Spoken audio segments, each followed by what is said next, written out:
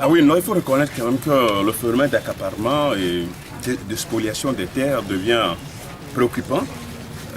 Après avoir écouté ceux qui sont venus vers nous pour demander notre intervention, nous avons estimé que les cas sont tellement poignants, les cas sont tellement sensibles qu'il faut de manière générale les rassembler pour qu'ils puissent témoigner à la presse.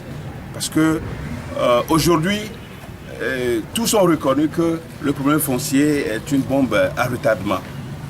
On risque d'aller à des conflits communautaires, des affrontements communautaires qui vont menacer la paix et la stabilité sociale. Ce que ceux qui sont au pouvoir, le gouvernement, clament tous les jours. Donc, nous avons estimé qu'il faut arrêter l'hémorragie et à travers ces témoignages, pour alerter le sommet de l'État, notamment le chef de l'État, qui est le magistrat suprême, afin qu'il puisse agir. Vous avez été mis dans la salle tout à l'heure quand vous avez écouté ce que nos compatriotes sont en train de suivre. Ça paraît être un autre territoire. Ce n'est pas au Togo que ça se passe. Mais en réalité, c'est ça. Vous les avez écoutés. Et nous estimons qu'il faut agir. Il faut agir pour éviter que le pire revienne. Donc notre rencontre de ce jour s'inscrit dans la dynamique de préserver la paix sociale. Parce que notre mouvement est un mouvement de paix et au même moment sonner l'alerte pour que des solutions idoines, appropriées, soient prises le plus tôt possible.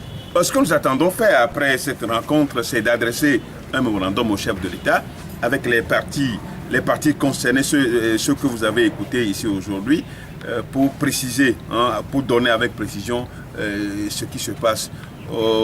Nous sommes seulement désolés que, malgré la sortie du président de la Cour suprême sur les litiges fonciers, à l'intérieur du pays, il n'y a pas eu de changement. Les gros bras continuent d'agir, les personnes mal intentionnées continuent d'agir et en font des terres un fonds de commerce. C'est un commerce juteux.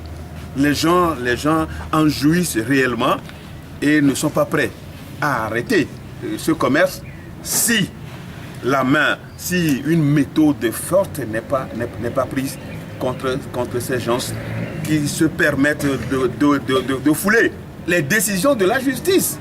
C'est des gens qui ne sont pas concernés par les décisions de la justice et qui sont arrogants et qui disent à quiconque veut les attendre que eux, ils ont la main, ils ont la situation en main. Quelle situation ils ont en main? Moi, personnellement, vous et moi, nous, on ne sait pas. Mais quand ils parlent comme ça, c'est que un aveugle, si un aveugle parle ainsi, c'est parce qu'il a les pieds.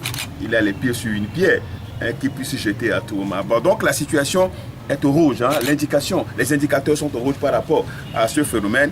Il va falloir que l'État, au sommet de l'État, qu'on agisse et que les auteurs, les complices, les commanditaires, tous ces gens-là puissent être arrêtés. On sent qu'il y a de l'impunité, quoi. C'est comme si on ne veut pas, il y a de l'impunité.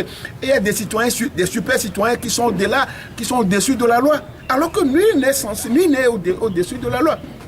C'est ça un peu ce que nous sommes en train de vivre. Et nous pensons quand même qu'avec cette rencontre avec la presse, l'information va passer et qu'au sommet de l'État, des décisions vont être prises